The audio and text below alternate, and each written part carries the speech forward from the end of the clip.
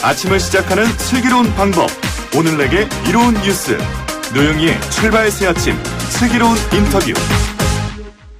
문재인 정부 출범 이후 2년간 땅값이 2,000조 원이나 올랐다. 경실련의 주장이 나오면서 논란이 뜨거워졌는데요.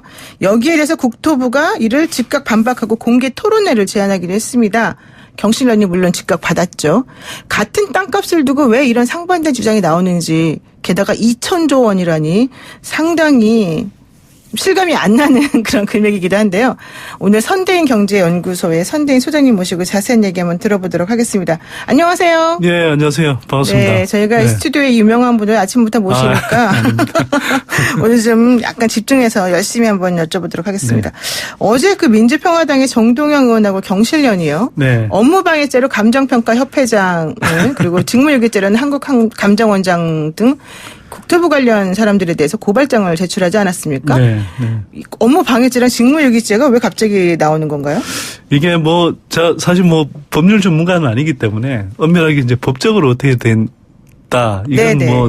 제가 정확하게 해설을 하긴 좀 힘들지만, 기본적으로는 이제 이 경실련의 주장은, 그러니까 이 전국의 땅값, 이른바 이제 공시가격, 이런 것들이 제대로 산정하지 않는다. 산정하지 않아서 그 과세를 제대로 해야 되는데 과세를 하지 않아서 엄청난 불로소득을 이제 이 부동산 부자들한테 안겨줬다.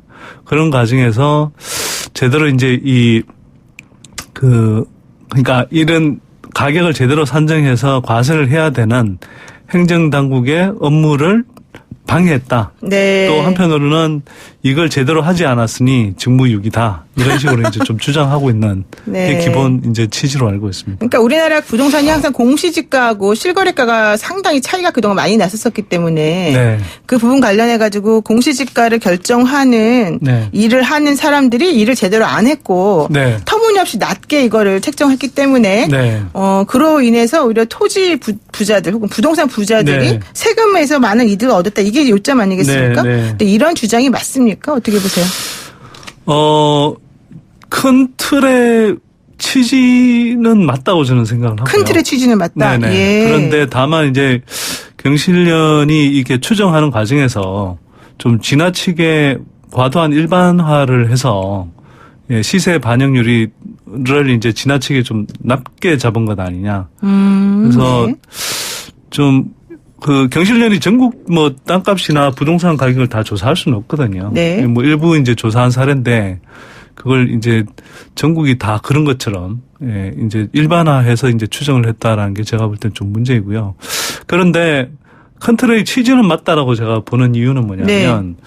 국토부에서 계속 이제 그 공시가격 현실화율이 한 4%인가 그러니까 한 60% 이상 된다고 계속 이야기를 하지만 네.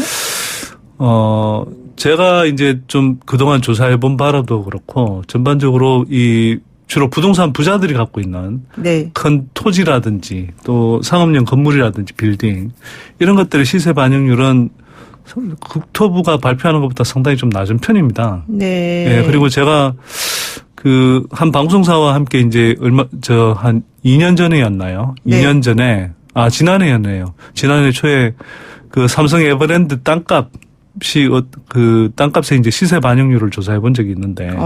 네. 그때 경우는 공시지가 반영률이 한 40%, 시세 반영률이 한 40% 조금 넘는 수준이었거든요. 네. 그러니까 상당한 부분에서 분명히 제대로 시세 반영이 안 되고 있다. 이런 취지 자체는 경실련이 이제 제기하는 문제 제기가 상당히 좀 옳은 부분도 있다. 이렇게 볼 수 있죠. 근데 이제 감정평가를 하는 사실 방식이 이제 여러 가지가 있을 수가 네. 있습니다만은 어쨌든 기본적으로 이제 표준지를 정하고 네. 그 주변에 땅값이 거래되는 내역이라든가 네. 이런 걸 계산해가지고 네. 그 차이를 좀 보면서 또 네. 해당 부동산의 감정가를 정하잖아요. 네네. 근데 이제 감정평가 방법이 사실은 감정 업무를 전문으로 하는 분들 마다마다 원래는 네. 조금씩 다를 수도 있을 것 같은데 이 협회에서 어느 정도 가이드라인을 줘가지고 또 사실 진행이 되는 방식이 있더라고요. 그러니까 이제 국토부가 이제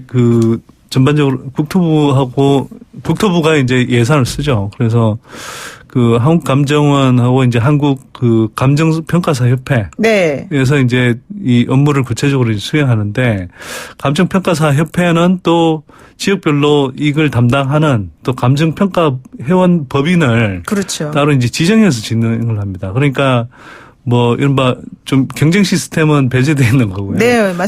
지역별로 이제 그 딱 지정돼서 이렇게 하는 거죠. 그러다 보니까 이제 가이드라인이랍시고 주는데 이게 이제 감정평가사들 나름대로 이제 다 좀 주관이 많이 개입되는 상황이고요. 또 한편으로는 사람인 이상 기존에 이제 그런 그 땅값 또는 뭐 부동산 가격 이런 것들이 이제 정해져 있으면 결정된 게 있으면 그 틀에서 크게 벗어나서 이렇게 하기가 힘들잖아요. 네.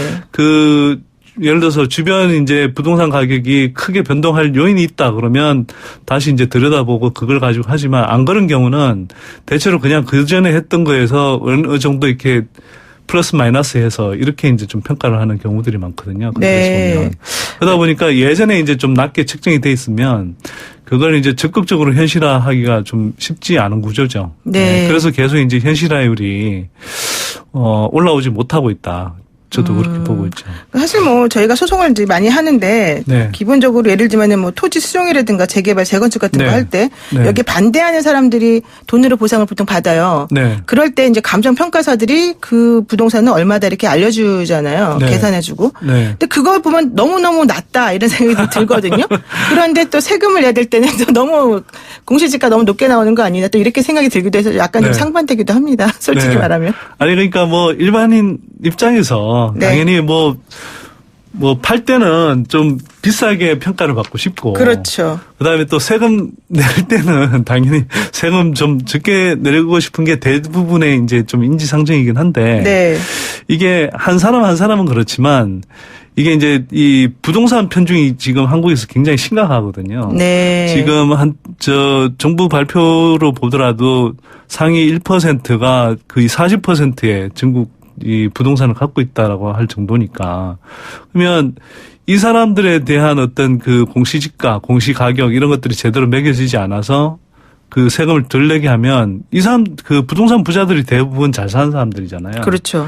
그러면 이 사람들이 적게 내는 세금을 적게 내는 만큼 또 뭐 각종 복지, 교육, 문화 혜택으로 이렇게 돌아올 수 있는 것들이 줄어들기 때문에 전반적으로 이렇게 이 계층 간의 위화감도 심화시키고 또 제대로 일반인들이 제대로 받아야 될 어떤 복지 혜택 이런 것들을 제대로 받지 못하는 이런 네. 상황이 생길 수 있는 거죠. 그렇죠.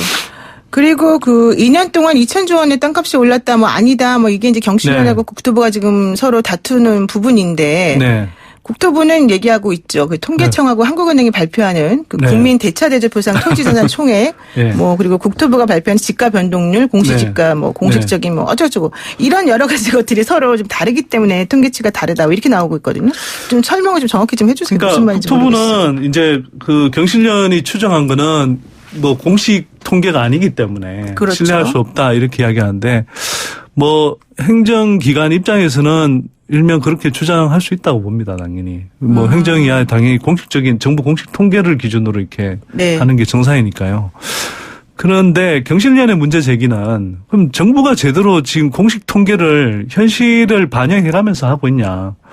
현실과 동떨어진 그 시세 반영률을 기준으로 해서 이걸 뭐 아까 말씀드렸듯이 지난해에 대비해서 올해 조금 플러스 마이너스 하는 식으로. 네. 그렇게 지금 가격제도를 운영하고 있는 것 아니냐. 이런 이제 문제 제기인 건데. 그러니까 문제 제기 방향은 맞단 말이죠. 근데 그 경실련이 예를 들면 시세 반영률이라고 이제 조사한 걸 또 보면 뭐 경실련은 대규모 인력이 갖고 있는 시민단체는 아니잖아요. 그렇죠. 그러다 보니까 주로 이제 서울 수도권에 그런 뭐 고급 아파트라든지 또 토지라든지 이런 것들을 주로 이제 조사를 했는데 그 조사라는 걸 해서 거기에서 이제 이른바 샘플 조사를 한 거죠. 그렇죠. 샘플링이. 네. 근데 무작위 샘플링도 아닌 거죠. 어찌 보면. 왜냐하면 그 이제 나름대로 경실련이 봤을 때 이런 좀 고가 뭐 부동산이다 또는 뭐 빌딩이다 이런 것들을 골라서 하는 거기 때문에. 네네. 그러면 이제 뭐 무작위 샘플 그러니까 전체를 무작위로 이제 대변하는 그런 샘플링이라 보기도 좀 힘든데 거기에서 어쨌거나 해보니까 시세 반영률이 뭐 한 43%더라. 그래서 이걸 적용해서 이렇게 한다라고 했는데 이게 뭐 좀 제가 보기에도 문제가 좀 있긴 합니다. 그걸 그렇게 그런 사례를 조사해서 뭐 이른바 폭로를 하는 건 좋은데 그리고 그걸 그러면 전국 부동산 가격이 다 그 비율을 하느냐. 그건 제가 좀 보기엔 문제가 있다고 보죠. 예를 들면 제가 이제 경기도 부동산 정책위원회 위원장이기도 한데요. 네.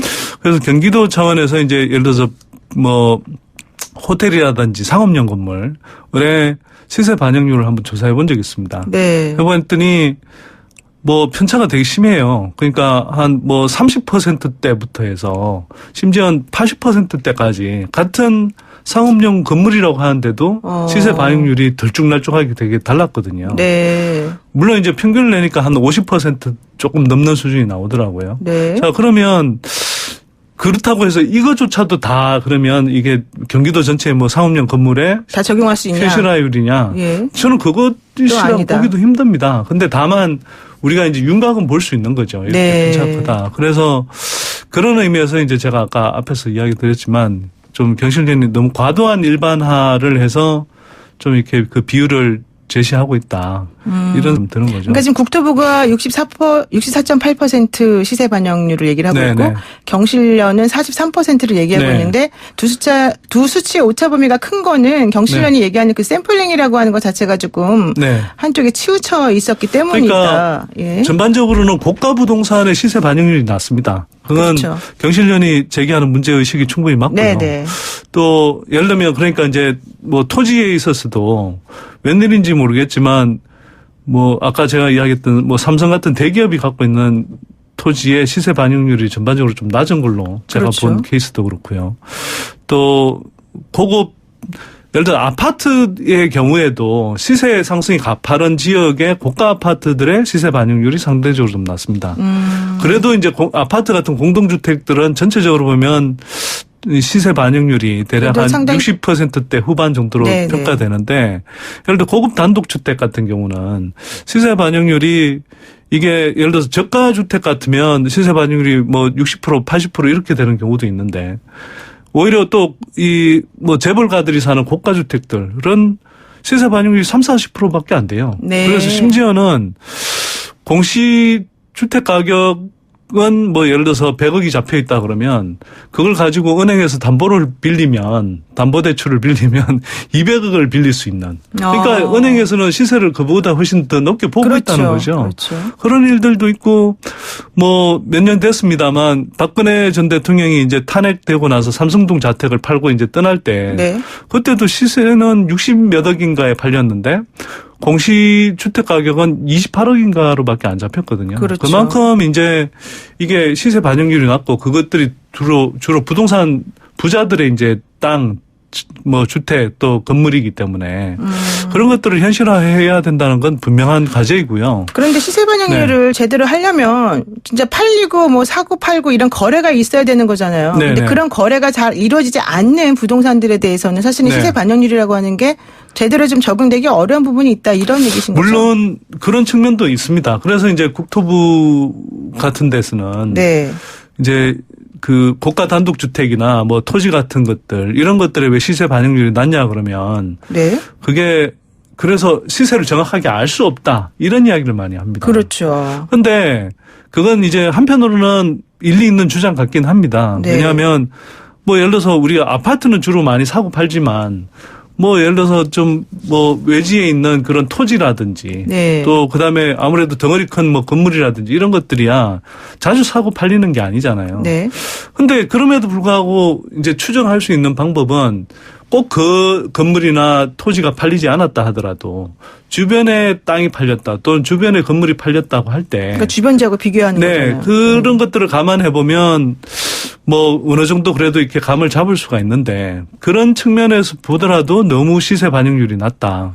이거는 분명히 정부가 좀 각성을 해서 해야 되는 거고요. 그래서 정부도 제가 보기에는 이걸 자꾸 자, 우리 뭐 이만큼 현실화율이 높다 이렇게 자꾸 이야기할 게 아니고 경실련이 주장하는 것대로처럼 그럼 어떻게 해서 이렇게 시세 반영률을 60몇 %로 보고 있는지를 정확하게 보여주고 그걸 가지고 정말 국민들이 또는 뭐 저를 포함해서 이렇게 전문가 그룹들이 네. 좀 객관적으로 검증할 수 있는 데이터를 내놔야 되는데 안 내놓거든요. 네.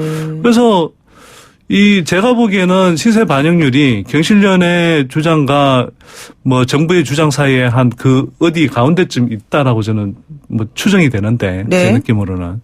근데 이것도 제 느낌이라고밖에 말씀드리면 못 드린 거예요. 그렇죠. 제 나름대로는 꽤 이런 부분에서 많이 봐왔는데도 불구하고 전체를 덩어리를 알 수가 없거든요.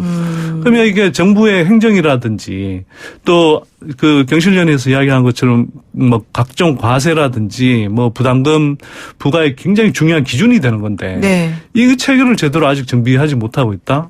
수십 년 동안. 이건 정말 문제인 거죠. 그렇죠. 네. 근데 사실 그 부분은 이제 계속해서 뭐 어느 나라나 좀 네. 가지고 있는 문제가 아닐까 생각이 들긴 하는데요. 네. 좀 우리 정부의 그 정책하고 좀 연결해서 한번 질문을 드려보겠습니다. 네, 네. 문재인 대통령이 얼마 전에 국민과의 대화에서 부동산 문제는 우리 정부에서 자신 있게 잘 잡았다 이렇게 사실 네. 얘기를 했어요. 네. 근데 그 말을 하고 난 다음에 오히려 더 부동산 가격이 안 잡힌 듯한 이런 인상을 좀 받았거든요. 대통령이 이렇게 긍정적인 분석을 하시는데 현실은 또 아닌 것처럼 보이는 이건 어떤 네. 건가요? 저는 뭐 그 평가를 드리기 전에 저는 사실은 뭐 박근혜 정부 후반 때 특히 최경환 전 총리 때 네. 빚내서 집 사라 정책을 과도하게 해서 이제 집값 땅값 거품을 많이 만들었다고 생각하고요. 네. 그래서 그게 굉장히 비판적이었고 문재인 정부는 대체로 그래도 그런 과도한 이제 부동산 가격 부추기를 시도하지 않고 최대한 좀 그래도 안정 의지를 가지고 가려고 한다는 측면에서는 가능하면 좀 호의적으로 이제 평가를 해왔던 편이고 그러려고 했었죠. 근데 네. 최근에 이제 좀 스탠스를 보면서 문재인 정부가 제대로 정말 부동산 가격을 잡을 의지가 부동산 시장을 안정시킬 강력한 의지가 있느냐에 대해서 좀 의심스럽습니다. 왜요? 대통령은 그렇게 판단하신지 모르겠는데 문 대통령께서는요. 네. 실제로 그러려면 정말 이 서민 주거 관점에서 제대로 된 전문가 그룹들이 그냥 말로만이 아니라 뭐 청와대라든지 또 국토부 등 관련한 어떤 정책 라인에 포진하고 있어야 되는데 제가 아는 한 거의 없습니다. 네. 예를 들어 청와대의 경우에도 제가 보기에는 지금 뭐 김상조 정책실장이 부동산 통은 아니고요. 또 사회수석 김연명 교수인 경우도 국민연금 전문가이시지 뭐 부동산 쪽은 잘 모르신 분이고요. 그렇군요. 그 안에 있는 제가 뭐 스님 행정관이라든지 이런 분들 만나봤는데 뭐 흔히 말하는 이런 전문가 그룹에서 뭐 이제 진짜 좀 실력 있는 전문가라고 인정받는 분들이 아니고 네. 그래서 누가 그런 업무를 하고 있냐 그랬더니 뭐 국토부에서 이제 노무현 정부 때 파견돼 왔던 그 하국관리가 이제 다시 승진해서 뭐 와 있다 뭐 이런 이야기인데 그러면 결국은 어쨌거나 관료들에 의존해서 가고 있다는 건데 관료들은 네. 기본적인 속성이 기존에 자기네들이 해왔던 것들을 크게 벗어나서 하기가 어렵죠. 왜냐하면 그렇게 되면 기존에 해왔던 업무를 다 부정하는 게 되니까. 부정하거나 어쨌거나 잘못됐다라고 판단하고 있게 해야 되는데 그렇게 하기가 쉽지 않은 거죠. 그렇죠. 실제로 9.13 대책 이후에 그러니까 문재인 정부가 조금 미지근하게 이제 계속 질금 규제를 내놓다가 집값 상승을 계속 대폭 효과하고 나서 지난해 이제 부랴부랴 9.13 대책을 내놨고 네. 그 대책으로 좀 집값이 잡혔는데 그 기조를 이어가야 되는데 사실은 안심전환 대출 같은 사실은 이제 빚내서 집 사라 정책에서 무리하게 뭐 욕심을 내신 분들한테 오히려 보상해주는 조치였거든요. 그렇죠. 결론적으로 이자 부담을 나오죠. 낮춰줘서 네. 뭐 또 간접적인 정책이라고 할 수 있는 뭐 부동산 리츠를 활성화한다든지 펀드를 활성화한다든지 이런 조치들을 취했고 또 분양가 상한제의 경우에도 국토부 장관은 상대적으로 좀 강한 의지를 표명했었지만 뭐 홍남기 부총리 같은 이런 분들이 나와서 계속 태클을 걸면서 네. 뭐 적용 범위를 계속 최소화했고 축소해가면서 결국은 분양가 뭐 제가 이제 평가하자면 뭐 상당수 언론들이 분양가 상한제를 도입하니까 더 튀었다 이렇게 표현하지만 그게 아니라 분양가 상한제를 제대로 도입하지 않았기 때문에 우왕좌왕했기 때문에 시장에서 별거 아니구나 우습게 보고 이제 정말 이제 길을 펴고 다니고 있다. 그래서 네. 최근에 집값 상승이 일어나고 있는 건데 그 대통령께서 이런 상황을 제가 볼 때는 다 제대로 파악하고 계신지 좀 의문입니다. 그래서 상당히 좀 걱정되고요. 물론 이제 집값이 워낙 많이 오른 상태이기 때문에 여기서 추가적으로 오른다라는 것은 그러니까 오를 수는 있으나 지금 제가 볼 때는 집값 수준이 뭐 신체에 비유하자면 어깨 네. 정도까지는 올라와 있기 때문에 뭐 투자 관점에서 생각하는 사람들 입장에서 봐도 그렇게 쓱 좋은 상황은 아닙니다. 그럼에도 불구하고 뭐 내년 총선 정도까지는 이런 분위기에서는 오를 수 있지 않겠냐 좀 걱정이 되고요. 네. 집값이 자꾸 이제 땅값이 오르면 오를수록 또 국민 경제 전체가 돌아오는 부담이 커지기 때문에 좀 그 부동산 정책 라인을 정말 재구성해야 되고 기존의 정책이 좀 너무 미온적이지 않았나 이런 것들을 좀 반성할 필요가 있다고 생각합니다. 그러니까 이제 분양가 상한제를 이제 시행한다는 얘기가 났을 때는 사람들이 반짝 긴장했는데 네. 또 막상 뚜껑을 열어놓고 보니까는 뭐 표를 의식해서 그런지는 모르겠지만 네. 조금 이렇게 우리가 기대했던 것만큼 제대로 안 됐다는 거잖아요. 그러니까 저도 안타까운 게요. 네. 뭐 이른바 차 떼고 포 떼고 네. 그다음에 뭐 태산이 울리더니 쥐 한 마리 나온다고 이야기하잖아요. 네. 좀 그런 격이 비슷하다고 보는 거죠. 그러니까 분양가 상한제가 제가 볼 때는 제대로 도입된 게 아니라고 봅니다. 왜냐하면 엄포는 많이 났는데 실제로 적용된 걸 보면 일단 한 뭐 절반 이상의 재건축 단지를 그 총선 정도 전까지 그 적용 대상을 유예해 줬고요. 그렇죠. 그다음에 또 그나마 좀 문제됐던 지역들도 대부분 동단위로 해서 그리고 뭐 핀셋 규제라는 이름하에 굉장히 그 범위를 축소했고 네. 그다음에 더 중요한 건 뭐냐면 이렇게 해서 얼마나 가격을 떨어뜨릴 수 있는데 하면 기존에 주택도시보증공사라는 기관을 통해서 이 분양가를 이제 나름 통제했는데 그거보다 한 5% 10% 정도 더 강화하는 수준? 이걸 가지고 지금 잘했다 이렇게 하기가 어렵죠. 이걸 가지고 제대로 된 분양가 상한제다? 제가 보기엔 좀 어렵다고 봅니다. 네. 그러면 지금 사실 저는 부동산이라고 하는 게 결국 심리가 가장 중요하고 가장 중요한 건 아니고요. 중요한 건 인프라고. 네, 뭐 돈줄이 제일 중요한데. 돈줄이 제일 중요해요. 뭐 단기적으로 이제 심리에 의해서 많이 자고가 되죠. 네. 그러니까 네. 부동산 정책이 어쨌든 성공하려면 네. 사람들이 부동산에 뭐 투자해봤자 별로 남는 게 없더라 이런 식으로 네. 생각을 해야지 사실은 네. 이게 성공하는 거잖아요. 네. 근데 그렇게 하기 위해서 여러 가지 변수들이 들어간단 말이죠. 네. 근데 지금 네. 말씀은 그런 변수들을 제대로 파악하지 못하고 네. 주먹구구식으로 자꾸 정책을 운영하는 것이 예전부터 쭉 이어져 왔다. 이게 네. 이제 문제다. 이런 식으로 제가 좀 들리는데 네. 네. 그렇다면은 문재인 정부 부동산 정책이 네. 앞으로 어떤 방향으로 가야 된다는 거예요? 저는 좀 더 과감했으면 좋겠습니다. 과감해야 된다. 네. 자꾸 이게 핀셋 규제라는 이야기를 자꾸 하는데요. 네. 지금까지 문재인 정부의 정책을 보면 핀셋 규제를 일관해 왔어요. 근데 내용을 뜯어보면 결국은 그게 찔끔 규제라는 거거든요.